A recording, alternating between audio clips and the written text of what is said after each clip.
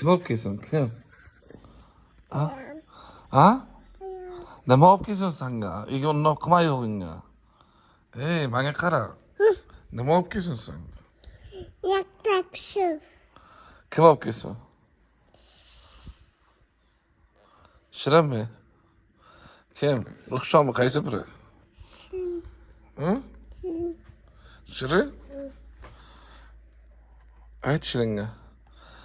Shirin, suv olib kel foraga, obdush. Obdushmi? Nima olib kelsin? Qanaqa suv olib kelsin? Yaktaksu. Ha? Yaktaksu. Yaxtak suv? Shirin, yaxtak suv olib kel foraga. Tez bo'l. Aytdim. Hozir olib keladi. Hozir olib keladi. Aytdim. Qarab o'tiraman. Sen qarab o'tirasan, olayam kim qarab o'tiradi? Qarab o'tiraman sen. Ha, oytida o'ylasan, tiling uziladi. Sen ham bilasan necha yosh katta u? Sen. Shirin dema, oytida. Sen. Qara. Sandan 14 yosh katta bu. Sen. Oytida eshitsa o'ldiradi seni. Pachaqqa tak qiladi. Oyda.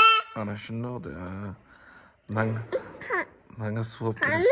Qani Cho'k. oyda? Hozir keladi oyting. Qani? Hozir keladi. Gap eshitasanki. O'zib qo'y. Jim o'tdi shu. Qaymi? Eshitibsan, nima yeyapsan? Naqa? Nima oti nima uni? Chupiste. Ha? Mana olib keldi. Yaxtak cho'yib ketdi. Ha, mana suv-ku, mana ichib ko'r qani, yaxtak ekan. Mana suv qo'shib keldim. Suv-ku edi. Ich. Be menga ichmaysanmi? Ichmaysanmi? Qo'y ichiga, qo'y ichmasin. Qani yaxtakmi? Yaxtak ekan, mana. Yaxtak, ich. Yaxtak edi, ich. Ayang urishdi mana, suv olmaydi, urdilar mana. Ana. Ayang uribdi oytingni. Bitta ichib ko'rgan, bitta dona ichib ko'rgan, beraversa boshqa olib keladi. Ichib ko'rqani. Yaktaksu ko'kiyadi. Yaxtak suv amber tamoqchagini boka amberini og'ritadi. Keyin doktor ichib ko'r, yana olib keladi. Ich yana olib keladi. İçip koy. Ichib ko'r. Ichib ko'r.